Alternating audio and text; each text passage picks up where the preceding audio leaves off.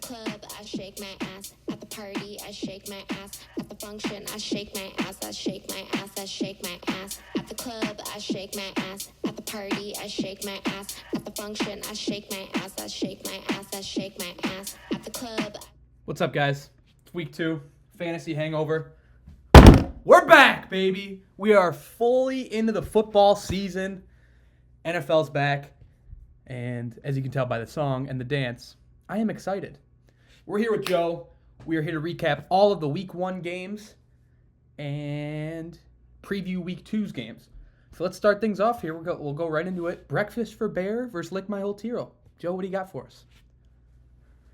This one was probably the worst matchup of the week, surprisingly. Both teams, it was a close matchup. Casey only won by 8 points, but some highlights from each team. We'll start with Christian. Jamar Chase obviously did not perform. 4 points for Christian. A.J. Brown, 1 point, 1 target, 1 catch. No good. So, and then the Steelers' defense, I think that's a noteworthy too. Only got him 1 point. Usually those are pretty high. That game was quite the doozy. So Christian, hopefully, we'll see much better production further on. It wasn't this week, though, so Casey ran away with the dub. What we said about Christian's team, we said in our preview in the week 1 episode, was that his team was going to rely on touchdowns. If he wants to win, he needs his team to score touchdowns.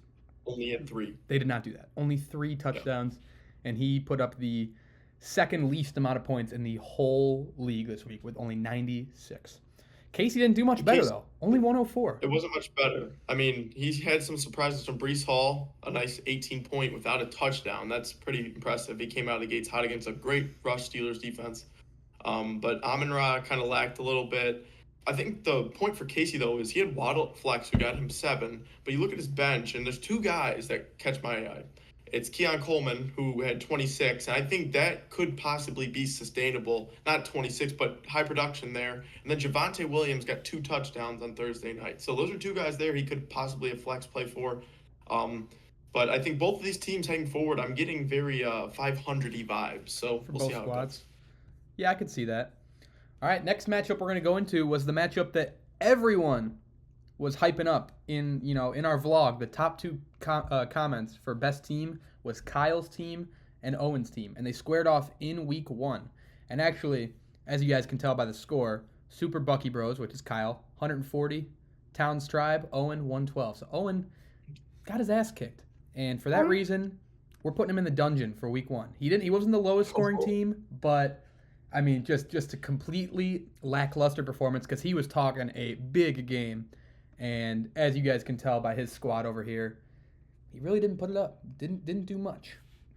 Amika Egbuka was the star of his show.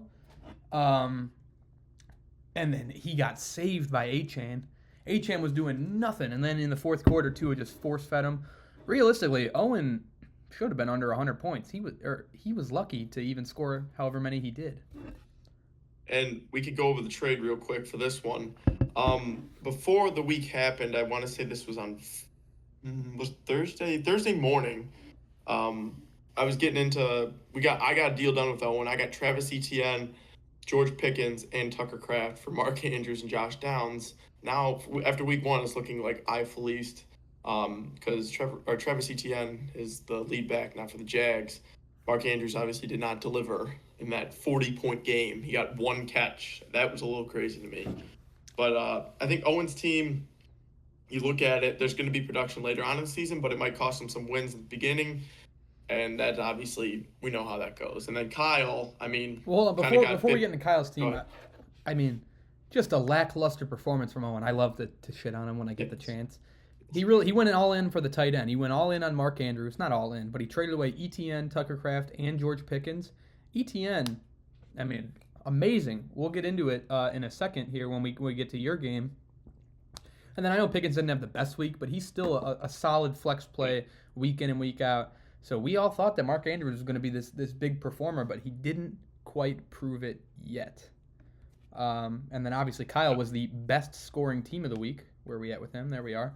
140 points, and the comments were right. You guys in the comment section were saying that Kyle had the best team, and they went out and they proved it in week 1. Big-time point scorers. Really, the only bust was Devontae Smith, but he made up for that with a massive performance from Zay Flowers. Yeah. Zay Flowers scored enough for the both of them. On the Has Myers and Shakir on the bench just in case. And then, I mean, he did get bit by the injury bug a little bit with Kittle, but has Tyler Warren has on the Tyler bench. Warren. So Kyle is in a cruise position here. Yeah, in a really, really nice spot. We'll head into my game, and might as well while we're here. Let's head over to the podium.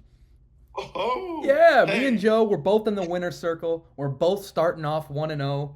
Not a lot of comments about either of our squads. A lot of comments were actually they were hating on Jay for taking Malik Neighbors. So actually, let's talk about that game first, because let's talk to the viewers here. Jay I guess Malik Neighbors wasn't the reason that your team won, but he contributed. He did all right. Yeah, I mean, you look at it, me and Z's matchup, James Cook, I think, had 20 points heading into the fourth quarter and just needed 4 to beat me and walked away with 1. And it was a close matchup. I was getting scared because every drive, like one catch here, and I'm done. Well, he didn't get shit. I got the video pulled up here. So, yeah, like Joe mentioned, Chigs was down big going into Sunday Night Football. He was down by 27 points. He needed 28 out of James Cook or maybe 26, something like that. 25. To win. And he started off strong, but then he went cold a little bit. And then here's actually the play. So late in the game, he gets a reception, breaks some tackles. He's heading for the end zone. If he scores, Chigs wins, Joe loses. But gets tackled at the 1 yard line. The 1 yard was the difference between Chigs winning and losing. And unfortunately, James Cook could not get it done, but it wasn't really his fault. Kenneth Walker, I mean, we'll dig into him later in the episode. What a disappointing week 1. And then really just everyone. J-Mo wasn't good, and Njoku, BTJ got saved by that end-around touchdown. Other than that, he would have been awful. And Joe, just a very consistent, steady game. Nobody busted. And hey, getting 27 points out of your kicker and defense, that's a recipe for success right there. Yes. It helped me this week. And on top of it, I think, like I said, Neighbors, he still got me 12 points, got 12 targets. Production's only going to go up from there. It's hard to get worse than what the Giants offense did. They're only going to do better than that, or exactly the same, I guess. Exactly. So hopefully Taylor finds the end zone next week. But besides that, dude, I like the way my team's headed. He got sniped twice. But they were giving him the ball on the goal line. He just couldn't finish. He's got to finish.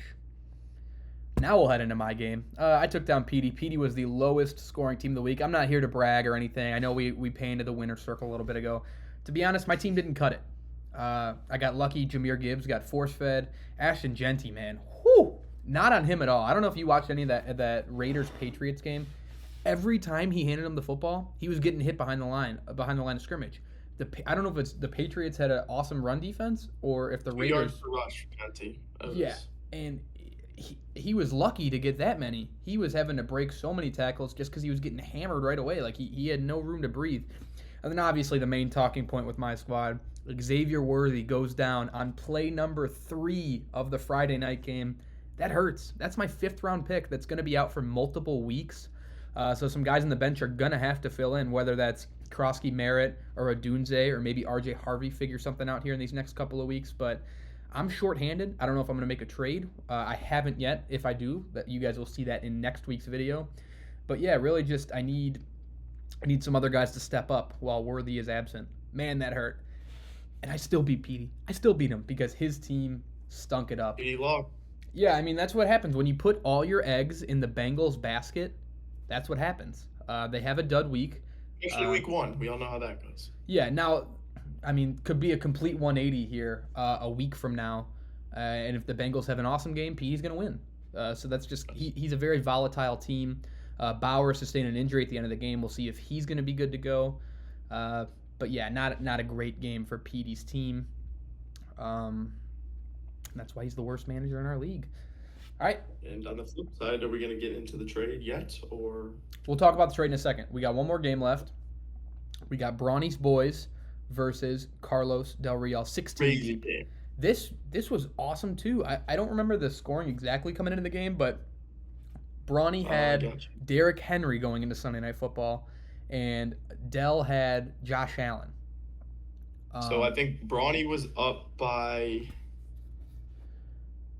I don't know, but it was 3. early. Brawny was up by 3 points.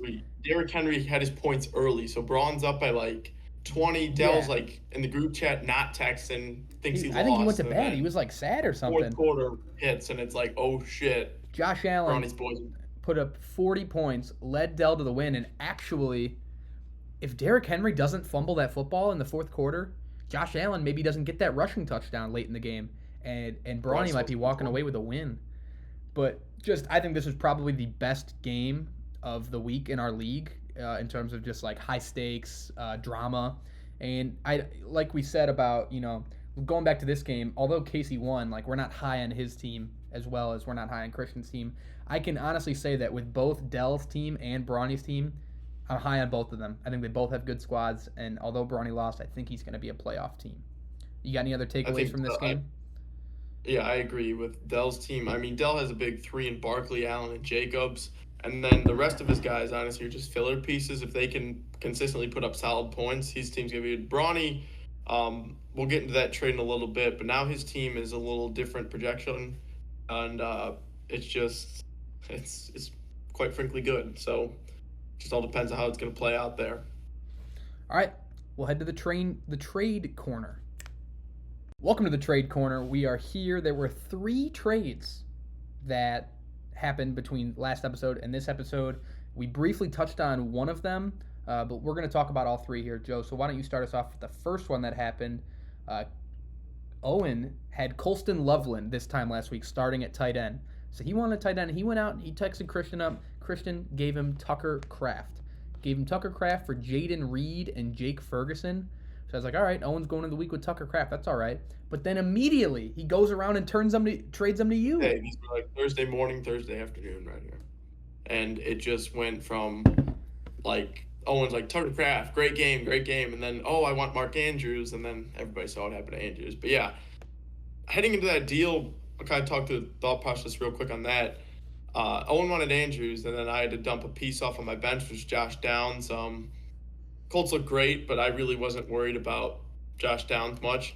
And then he ended up, Pickens was the main piece. I really wanted Pickens there. Got Tucker Kraft in the deal. And I shipped him Andrews, and then I started to Pitts instead. Pitts did great, better than expected. But on top of it, I told him to throw in Travis Etienne, and that was the best part of the deal, it looks like. So that one, I got really lucky there because it was going to be Nick Chubb, and I'm like, you know what? I don't want Woody Marks and Nick Chubb, so I got Etienne, and we're sitting in a pretty spot now. But moving on to today's this ball morning. buster.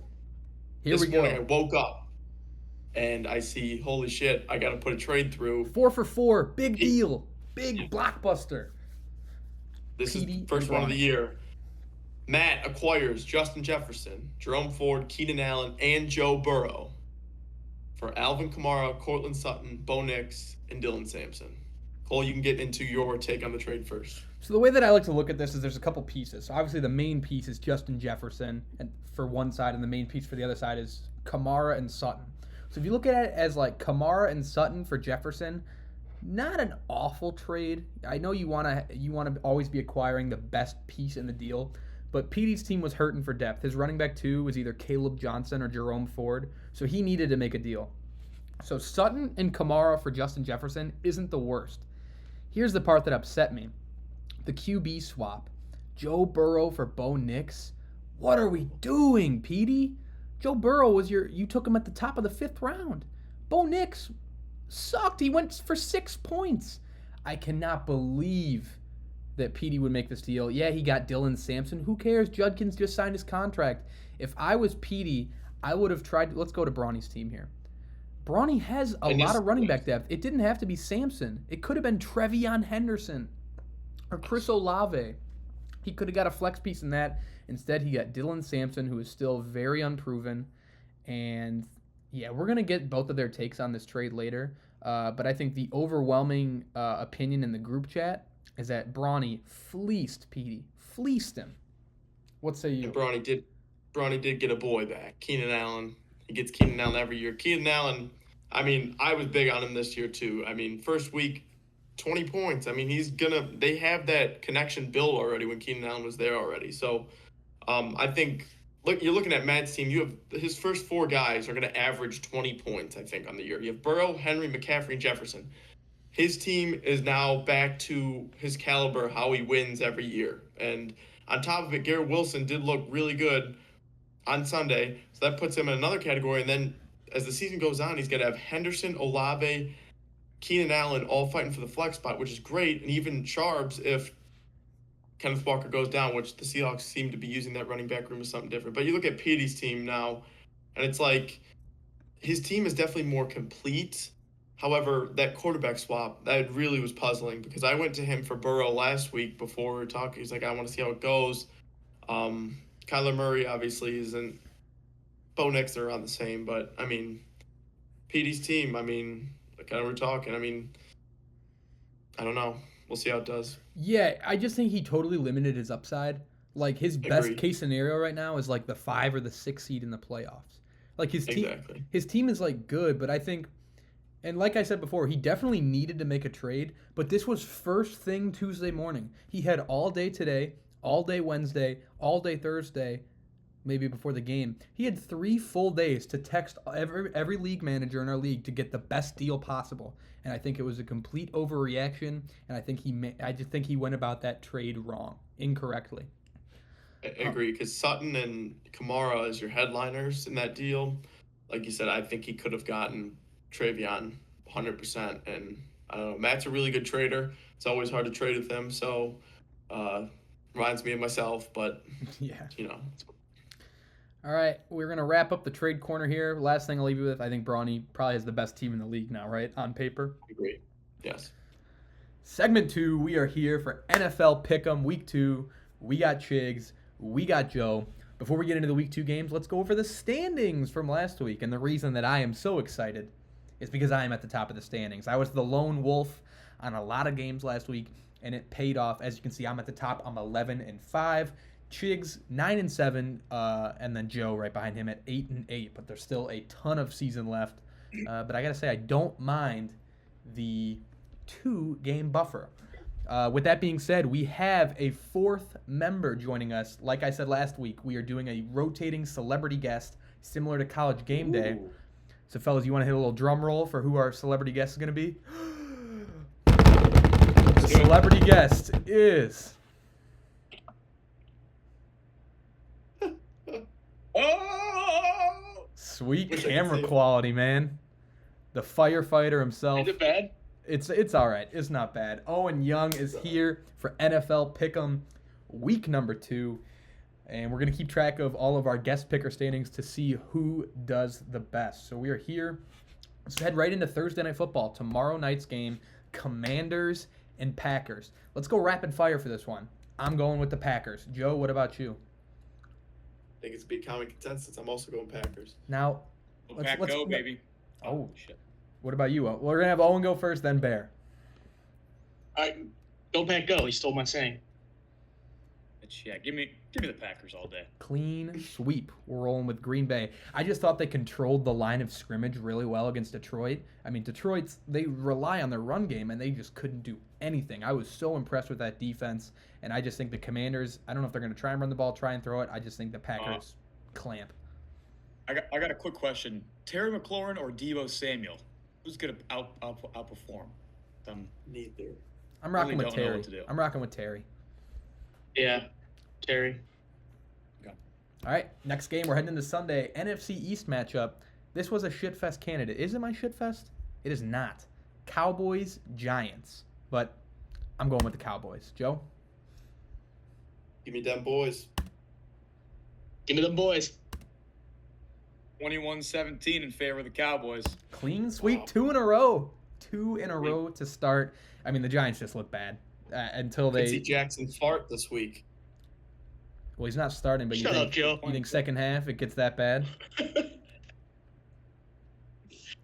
don't know. Russ is pretty shit. Yeah. He's pretty shit. Maybe the little fourth quarter dardage. I could see that. Oh god, we already spoiled it. Seahawks, Steelers. This is a popular pick for Pittsburgh. No. I'm going with Seattle. I was not impressed with Pittsburgh's defense. They let Justin Fields score 30-something points on them. I know Seattle's offense didn't look the best. I think they pick things up in week 2, and I'm rocking with Seattle to knock off Rodgers and the Steelers. brutal, Piercy. I mean, Sam Darnold looked like a heaping heck of horse shit. It's all right. And you look at, I took the Steelers in this game just because obviously they can figure out the defense. The offense, if it can stay like that, they're gonna have a great year. I'm taking the Steelers for the same reasons. Shout out Clarky Biz, go Steelers. But the Seahawks offense look like shit. Just look like shit. I'm also gonna go with the Steelers, but because it's in Pittsburgh and Aaron Rodgers always beats us. First game. You know, the Seahawks. I don't think Sam Darnold looked bad. I just think the play calling was bad, and I'm gonna keep my language to a minimum here. But Rick Wollen, fuck you, man. Seriously, if you're watching this, I'm just gonna point that out there. All right, next game, Rams and the Titans. Titans suck. Give me LA. Rams, but a close one. Ooh. Lock of the week, going the Rams. Borderline lock of the week. I also went Rams. This is my lock of the week as well. Shitty. Clean sweep for LA. I didn't think they looked that good, but I think Tennessee looked like complete garbage. And they held CJ Stroud to 9 points. I think we could see our first shutout of the year. I think we could see very well in that game. Well, you look at it. The Titans had so many opportunities to win that game last week, and they just couldn't. Like, it was Tell me bad. about it. All right. Well said, Chubbs. Now, we might have a high-scoring affair in this one. We got Bills at the Jets. Justin Fields, 30 points. You don't see that too often. And obviously, Josh Allen put up 41. Yeah, I'm rocking with my guy JA17. Yeah. Give me Buffalo. You just say 41. That's how many points they scored, cuh. Oh my god. Oh, nice. No, yeah. Give me the Bills. I think this will be a common consensus for the Jets this year. I think they're going to lose a lot of close games. They're going to be on the wrong side of them. Going Bills Mafia. Josh Allen's that dude. Jay, I like that. I like that take there. This is my lock of the week. I'm going with Buffalo. It's in New York. I don't know if that plays a factor at all, but yeah, I think it'll be closer than some people think. Maybe Bills by 7. Bills by 7. All right, now we got the other two AFC East teams matching up, the Patriots and the Dolphins. Arguably two of the most disappointing teams in Week 1 are now squaring off. So someone's going to find the win column. Is it going to be Vrabel? Is it going to be Mike McDaniel? I'm rolling with Miami. It's at home. They look like garbage, but dude, the Patriots really, really disappointed me. I think Tua and Waddle and Tyreek, I don't know if Waddle's going to play, but Tua and Tyreek are going to have that connection, and I think Miami I don't even think it's going to be close. Give me Miami by double dig. That's insanely gross. You're going to look back on that and be like, what the hell was I thinking? Yeah, nice 8-8 record last week, Jay. I mean, I'm just saying, you look at it, this Hold is on. the shit fest of the week. Let's go to the standings. There we go. I'll show that again. All right, go ahead. This is the shit fest of the week. Simply, I'm going the Patriots just because they're better coached. The Dolphins looked terrible. I mean, putrid last week. And Tyreek Hill, I just realized, hasn't caught a ball over 30 yards dating back for 2 seasons now. That's ridiculous, and I don't think No that's way true, that's so true. Check it out. Dude, Week 1 of last year, are you talking 30 air yards? Because he had a long catch and run. It's probably 30 air yards. Because, I believe it, though. I believe it, too, actually. That's crazy. Yeah, I couldn't say it better. Ice cream Sunday. I'm gonna go with the Patriots coached by Mike Vrabel. Give me the Pats to back on fact. This is also my shit fest of the week. This is just two terrible teams. Give me the shit Dolphins. Fest of the week. Yeah, just because it's at home, I'm picking the Dolphins. I did 14-10. We could have made fun of Milky over there. All right, next game. This one might be a high-scoring affair. The Jacksonville Jags are heading into Cincinnati. It's a battle of the 1-0 teams. It's a battle of the cats. We got the Jags. We got the Bengals. I'm rolling with Cincinnati. I know Jacksonville looked better in Week 1, but I went with Cincinnati for 2 reasons. I could definitely see this game going either way. Cincinnati's the home team. Cincinnati's got the better quarterback, and they're just the better team on paper. I tried when making these picks not to have too many of the Week 1 performances cloud my judgment because it's just 1 week. It's a small sample size. I would have, if you would ask me a week ago, I would have taken Cincinnati in this game, so I'm going to go with that again. I could be wrong, though. I forgot to say, the Seahawks-Steelers is my game of the week. But this one, I almost put this one as game of the week, too. But more I realized it, I wanted to go Jags this game just because Cincinnati always starts bad, but I mean they somehow squeaked away with a win with -9 yards in the second half. So That was bull. give me the Bengals. Move on. Going with the Jags. This is my game of the week too. I got Bengals 34-31, high scoring game like Pierce said. And week 1 we saw Jamar Chase and BTJ both kind of stink it up, and hopefully I think this game. I'm not hoping they will. Both of them are going to go off this game. Am I the lone wolf here? Am I the lone wolf? You're the lone wolf. Yeah, you're Emily. You're Emily. I'll take that. I'm Emily. Screw Joe Burrow, so I'll take it. All right, next game. Shitfest candidate for sure. Niners, Saints. It's Mac Jones versus Spencer Rattler. Rat-a-tat-tat. Toxicos to the mat. Give me the Saints. Come on, this Paul. is my lock of the week. Yeah, I'm still going to keep it. I'm going 49ers. You think Mac Jones? Wow. You think Mac Jones gets a road win? He already got ruled out. What I think Christian happened? McCaffrey gets the road. They said Brock Purdy multiple weeks. Oh shoot. I think Christian McCaffrey gets the win. All right. This is my upset of the week. Give me the Saints. Rat-a-tat-tat. This is also my upset of the week. I'm surprised 3 people picked the Saints, but I'm going with the Saints too. Yeah, baby. Rat-a-tat-tat. Joe is fat. All right, next game, AFC North matchup, Browns at Ravens, lock of the week. Give me B more. Yeah, I'm gonna take Baltimore. Maybe the Flacco revenge game. Who knows?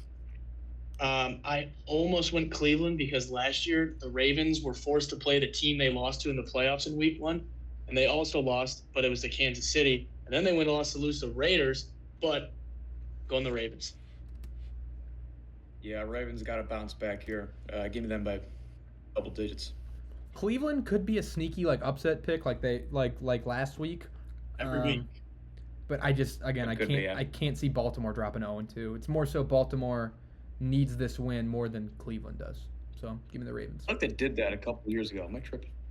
The Ravens dropped a couple games. Start of the season. They started 0-2 Last year they started 0-2. That's what I was mentioning. If you would listen. Those are the Raiders in week 2.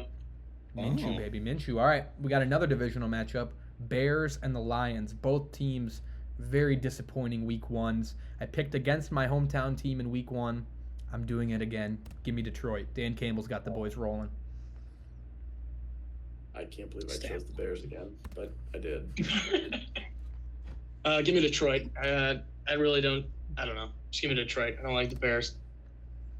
At home, give me Dan Campbell and the boys. Yeah, I want to All shoot day. myself for making that pick. Lone Wolf, Jay. Don't do it. Don't do it. Don't do that, Jake. Yeah, come on. All right, next game: Broncos and the Colts. The Peyton Manning Bowl. The Colts are probably a trendy pick. Oh. They looked damn good in week 1, and they're home again. Back-to-back home games. Lucas Oil Stadium is going to be rocking. I don't care. I'm taking a similar approach to what I'm doing with Cincinnati. Denver did not look good in week 1, but I believe in Sean Payton. I believe in Bo Nix. That defense is awesome. I need to see more out of Indianapolis before I'm super confident in them. I'm rolling with Denver on the road to advance to 2-0. Colts did enough for me. I'm taking the Colts.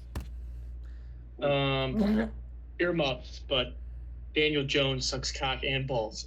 I'm going with the Broncos. I actually have you down for the Colts. All right. I mean, you can change it. Yeah. I'll change it. You got Denver. You got Denver. All right, I forgot I'm going Denver. God, it's a bad look. Yeah, no, I believe in this Broncos team more than I believe in Daniel Jones' trash ass. So give me the Broncos on the road too. The Coes, baby, the Coes. All right. Shit. Is this my again? shit fest? Let me look. No. No, shit fest candidate for sure. Panthers. What are you guys doing? Rich Cole. What's up, dude? Why you guys have a Zoom call? Discord.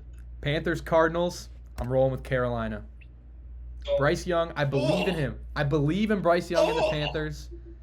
And I don't believe in still Jonathan do Gannon. UT. I don't believe in Kyler Murray. I think the Yes, Cardinals are a bad football team. They shouldn't take long on they this. beat an even worse football team in the Saints, and I don't think that means that they're a playoff team or anything. you gotta I'm trust rolling with that. Carolina. I said I didn't like James Conner this year, but he might go for 3 touchdowns on Monday. Sunday. So give me the Cardinals. I'm taking the Cardinals too. Yeah.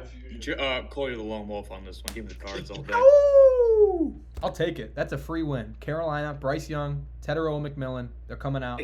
They're punching the Cardinals in the face.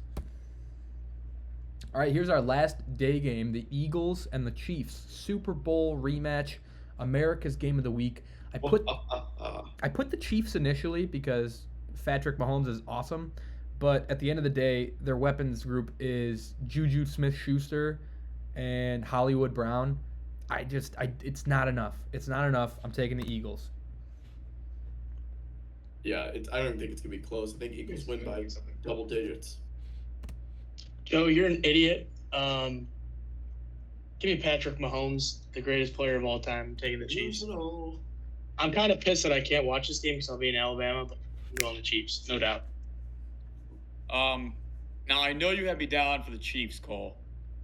Man, am I consider switching it to the Eagles. I'm not gonna lie. You know what? I'll stick with my gut. I'm going with the Chiefs. I think it's gonna be a close game, but it's in Arrowhead. That's really like the deciding. If it was in Philly, no doubt I'd go with them. But Arrowhead gets rowdy. You know what they're calling it? 2 for the Chiefs. They're calling it Jalen Head now, because Jalen Hurts is gonna come in there. Nobody's calling it that. They're gonna start calling it that because Jalen Hurts and Nobody's the calling it Eagles that. are gonna win. They might. Sunday Jalen Night Hurts Football. sucks. This is actually my game of the week. Falcons and the Vikings. The Vikings just feel like this year's team that's going to play in a bunch of close games and exciting games. And similar for Atlanta. They both had very fun week 1 games, and I don't think that changes here. I went back and forth on who I was going to pick, but I'm rolling with Minnesota. I think Brian Flores has the ability to give young quarterbacks a lot of trouble. That's why they were able to beat C.J. Stroud and the Texans last year. They beat Caleb Williams this year, and I think they're going to give Michael Penix a lot of trouble. They're at home. US Bank Stadium is going to be rocking. Give me the Vikings in a low-scoring but fun overtime winner, 17-14. Ooh. An upset question mark? I went with the Falcons here. The more and more I watch the Falcons play, Michael Penix is a fucking dog, and I love the way he plays. I think the Falcons are going to take this one. I like what you said about Brian Flores and giving young QBs a pretty hard time. I really agree with that. But I'm going.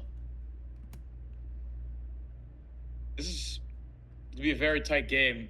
The deciding factor once again is the Vikings are at home, but a game-winning field goal here. Game-winning field goal, 24-23 in favor of the Vikings. So Owen and someone else do it. Owen and So Jay. it's a special Let's do guest. Owen and Joe. Owen, we do a game All right. around here where if we pick a game-winning field goal, we like to guess the yardage. And if we guess the yardage, we do high fives all around, tops come off. It's kind of a fun thing. So I'll count you guys down. You and Joe are going to have to guess the yardage Will Riker, okay? for the Will Riker game-winning field goal. You ready? Yep. 3, 2, 1. 46. 62. Holy shit! It's gonna no. It's gonna be a nuke because JJ McCarthy's gonna get him in the field goal range with 30 seconds and He with made no his timeouts. highest And he, ever at 59, and it barely went in versus the Bears. It's all right. why not 62? It's inside. No? Oh, it's true. It's true. Why not 62? All right. 67.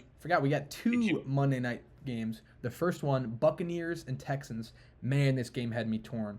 But the last time I went against the Texans at home in a primetime game was the wild card matchup against the Chargers, and boy, did they prove me wrong. And they did not look good in week 1 at SoFi. But I think this team, this defense, this quarterback, this head coach is too good to drop to 0-2. It's a primetime game. It's going to be electric. I'm rolling with the Texans. I'm going with the Bucs. I think the Texans' offense was so putrid with the play calling on Sunday. It was terrible. I mean, you're running the ball with 3 Chubb, Marks, and whoever the fuck, Dare. But, I mean... Umbaruski. They just did not look good. And the Bucs, at least, Bucs should have won. But me and Levy's kicker, McLaughlin, can't fucking kick for shit. So I'm still going to go with the Bucs. Give me Tampa Bay. My boy Emeka Ibuka's not going to score one, not going to score two, but he's going to score three of them things. I'm going to whoop Petey's ass in fantasy. Well, that's not too big of a task. 0-2 start. The Chiefs and Owen Young. Heard it here first. 1-1 each. 1-1 each. Give me. I'm not a very big Texans fan, but give me the Texans here. I think they're going to shut down the Bucs offense, and they're at home, so give me them by double digits. Actually, double-digit win. Statement. All right, here we got a 9 p.m. kickoff, 10 p.m. for those of you on the East Coast. Chargers Raiders, AFC West matchup. The Raiders looked okay. I don't think that was a good win for them. I just think it was more so a disappointing loss for the Patriots. They didn't impress me too much. Geno was slinging the rock a little bit, but man, that run game was bad. Genty was getting hammered behind the line of scrimmage every play. He couldn't do anything, and something needs to change with that run blocking and those running and just the running game as a whole. For me to be confident in picking them. So that's why I'm going with the Chargers on the road, advanced to 2-0 with 2 divisional wins. I agree. I think every time these two teams face off, it's a great game. So I expect nothing but the less. I think this is a big game for either team. One of them is advancing to 2-0 while the Chiefs are 0-2. So it's just really going to depend. I'm going to take the Chargers in this one, though. Can you quit mentioning that? It's really it's making me mad. They're not going to be 0-2. But yeah, it pains me to say it. I'm going to go with the Chargers. They did beat my Chiefs last week, but that offense looked really good and Herbert looked amazing. So give me the Chargers. Oh yeah, he did.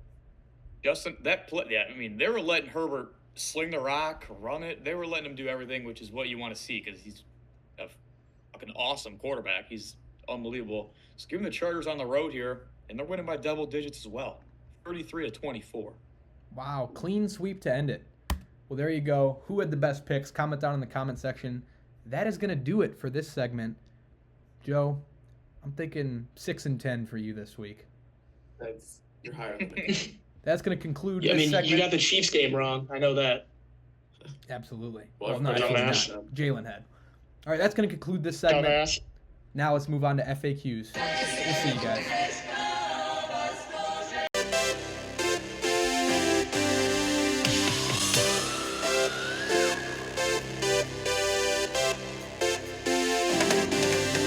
Oh my God, I'm busy.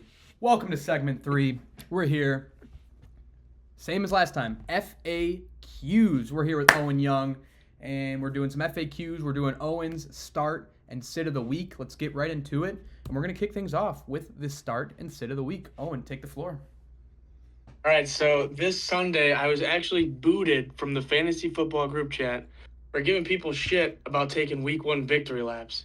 And my friend Cole here got me a text separately about his week 1 victory lap about rookie running back from the Los Angeles Chargers, Amarian Hampton.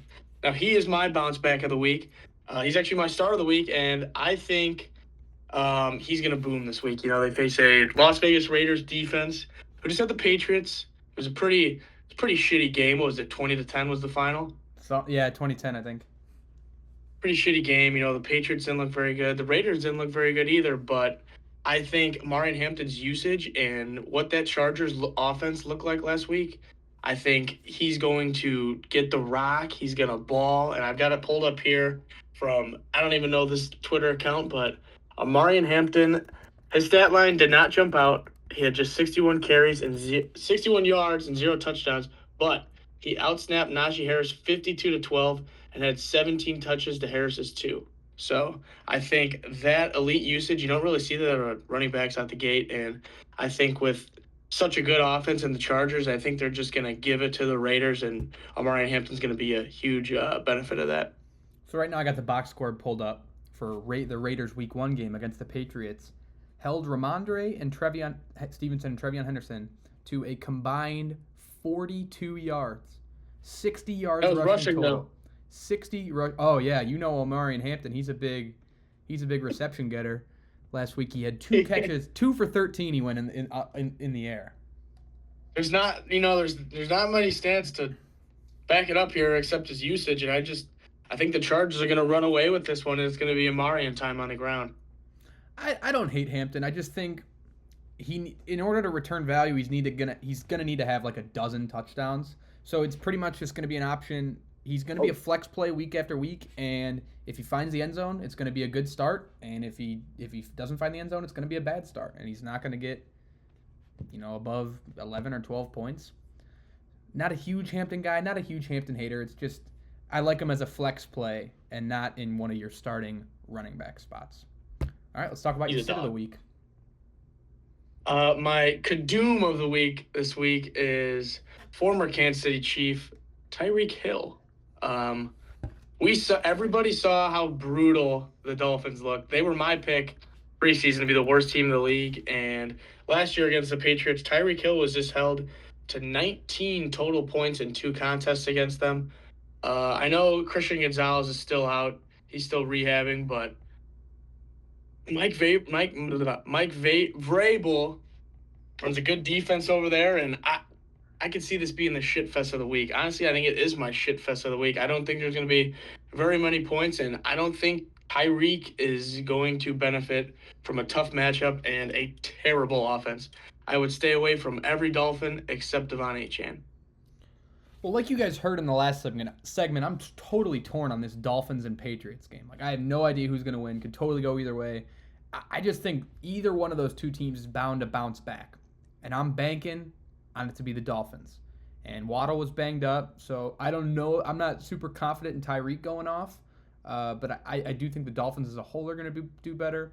And Tyreek, at this point in his career, it feels like is in a similar situation to Hampton, whereas he's not like a big target hog. You saw last week, the entire game they were playing from behind, so they were in big time like passing script. Like the script was for them to pass, and he still only saw 6 targets.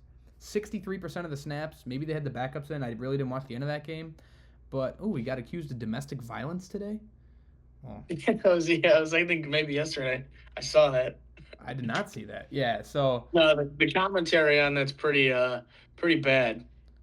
Yeah, I'll look into that in a bit. But if he finds the end zone, I think he'll be a decent flex play. If he doesn't, he's not. He's just one of those guys that's very boomer bust. I like target hogs, and he at this point in his career at age 31 is not one of them.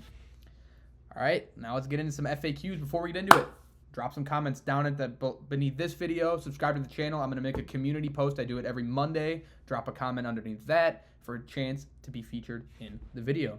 Let's get out to question number 1. Play Calling University asks, how are you guys feeling about the Lions' weapons? Can I start things off here? You kick it off. You got Gibbs. Kick it off. I'm feeling tremendous. I got Jahmyr Gibbs. Where are we at with that box score? Okay, well, if you look via the ground, 9 for 19, not the best, but let's peep down there. 10 receptions. I think he had how many targets? On 10 targets. 10 catches. I mean, if he keeps that pace, obviously that's 170 catch pace. That's not realistic, but I think he could flirt with triple dig. He could flirt with 100 catches. No. Who I don't think we've seen. I think the last guy to do it was either Kamara or McCaffrey a number of years ago. I think Gibbs is an electric player. And I'm thinking that me and you are both pretty confident in his success. Yeah. What about his 100%. What about his running mate, David Montgomery? How are we feeling about him? We actually just talked about this. David Montgomery's doomed. The Lions we saw took a huge step back, and just the eye test. We saw last year, the Lions were dropping ridiculous numbers on offense. They just did not look the same without Ben Johnson and those 2 big oafs up front that they lost. Montgomery, we know he's very touchdown dependent, and if we think that offense is just not going to be the same as it was, those touchdowns are obviously going to decrease. And I also saw something, it was, I think his name's Joe Smythe or Smith, with Yahoo Fantasy. It wasn't Montgomery's number, but it was Gibbs' number, so they're pretty comparable. Gibbs last year, before making contact with a defender, he was able to gain an average of 2.3 yards. Sunday against the Packers, that was 0. So that O-line does not look as good as it did opening run passages for Gibbs or Montgomery, and we know Montgomery is very touchdown dependent, and I don't think that's going to be very good for him. So as you can see here, this is a tweet from Hayden Winks. The Lions were 3rd worst in the NFL in Week 1 in yards before contact, like you mentioned. Only the Bengals and Raiders were worse. And yeah, you covered it. They lost Ben Johnson. They lost their starting center, Frank Ragnow, Pro Bowler. And Kevin Zeitler went to the Tennessee Titans. So that's 3 key pieces of that offense that are gone. And did they feel it in Week 1. Now they're playing the Bears in Week 2. And the Bears in the first 3 quarters really kept the Vikings' run game in check. Mason and Jones were pretty much non-existent in the game. Then the 4th quarter came around and they tore it up. So I guess for Week 2 specifically, it's going to depend on what kind of Bears team we get. It's also going to depend on injuries. Bears are very injured. But I think this secondary too. Yeah, I think this question was more for season long. And I know this is kind of a lame answer, but it really just kind of like we're going to have to wait and see. Like the Packers could just have a really good defense, and it could have taken the Lions, maybe a game to get used to this new John Morton offense, or this could be a sign to come. So I think we'll cover that actually next week. We'll cover again because I think I'd be able to formulate a more solid kind of take after they play the Bears. I agree. All right, next question. CR7 India. We answered his question last time. Yeah, he's asking, should I get rid of Kenneth Walker? And actually, there was a reply to this comment. Blade Runner Zach actually said no. So Blade Runner Zach's answering a comment for us. Is that Z? Z's got Walker. Is he Blade Runner Zach? No, I don't know if Z is Blade Runner Zach, but Blade Runner Zach says no. What does Owen say? Should CR7 get rid of Kenneth Walker? I wouldn't get rid of him just yet. We know he's a very explosive running back, very good running back, but being out-touched in Week 1 by Zach Charbonnet and Charbonnet getting that goal line work is pretty concerning to me. We know Kenneth Walker has a history of injuries, but I do think they're just ramping him up, getting him ready to go, and I wouldn't panic just yet, but there's definitely signs to panic. My take here is that the Seahawks offense looked bad. What did they score? 10 points? Yeah, 10. If this was the strategy that they employed and their offense sucked, something's going to have to change.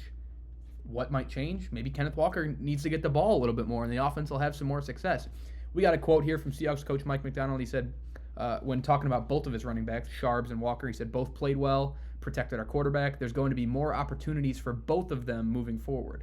I could see that. I think in this quote, I could be completely wrong. I feel like he's talking more about Walker than Charbonnet because Charbonnet already had a bulk of the work. So I think, to answer your question, CR7, I'm not panicking on Kenneth Walker. I don't want to say, I'll say it. He's a borderline elite talent at the position. He can do it all. He's solid. He's a solid running back. I am not panicking on Kenneth Walker, and neither is Blade Runner Zach. That'll lead us into our next question from Blade Runner Zach. How are we feeling about Christian McCaffrey? Blade Runner Zach, shout out to Zach. How are we feeling about McCaffrey? Can I kick this off? Yeah, go ahead.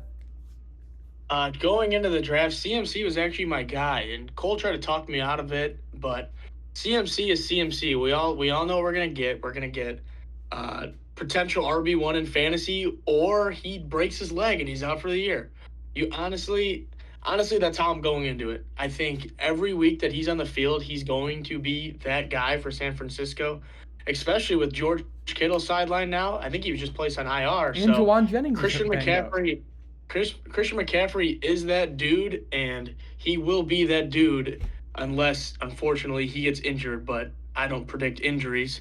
So I think your overall upside for Christian McCaffrey is the RB1 for fantasy. I got his stat line pulled up here. Now, this is what I was expecting on the ground. He was 22 for 69. That's why I was low on him in the offseason, because I just figured him getting older, their offensive line getting older isn't improving, that he wasn't going to be very efficient through the run game. And I was right in that regard. 22 carries for 69 yards. Where I went wrong was how much they were going to feed this man in the passing game. He had 9 catches for 73 yards. We play in a PPR league. That is nasty. That is crucial. And if that production, keeps up, like you said, that's a recipe for success. Interesting to note here, we don't know if Brock Purdy's going to play this week. Now, with Mac Jones, that's another question mark. Does he still get that kind of volume in the passing game? But yeah, definitely a step in the right direction for McCaffrey. He put up, 6.9 plus 9 is 15.9 plus 7.3, 16 plus 7, 23.2 fantasy points without finding the end zone. That was really impressive.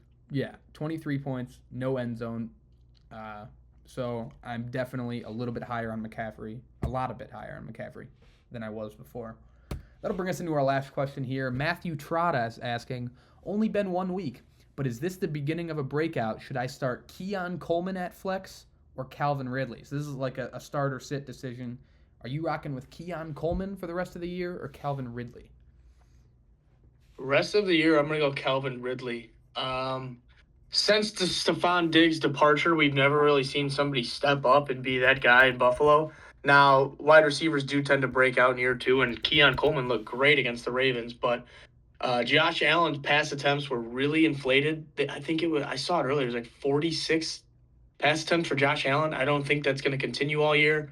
And I like Calvin Ridley. I know he was my sit last week, but they're going to feed him the rock. There's really no other competition there besides Alec Ayumaner, or however you say his name is, and Tony Pollard. I like Calvin Ridley over Keon Coleman rest of the season. Now, my answer here is similar to the Lions weapons question.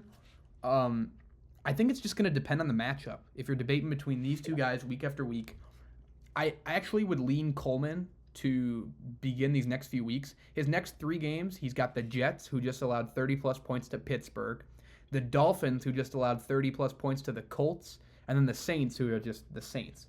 So I think Keon Coleman's got a nice runway for these next couple weeks to really establish himself. And then Calvin Ridley, you're going to need a couple weeks for Cam Ward to still get used to the offense, still get used to the NFL.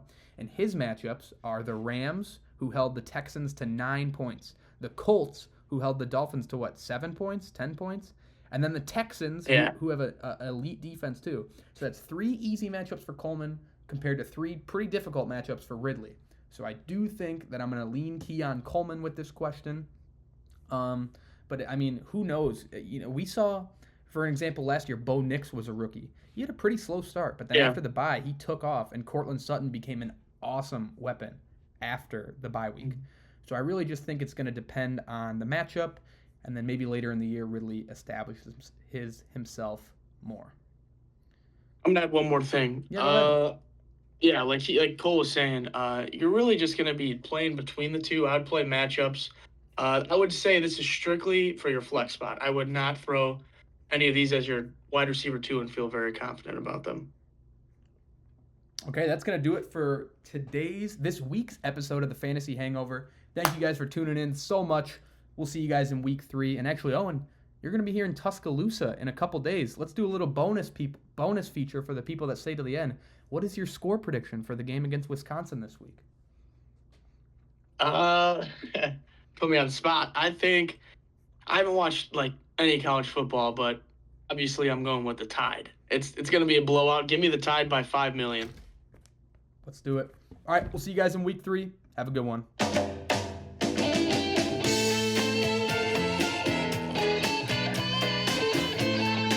That was quick.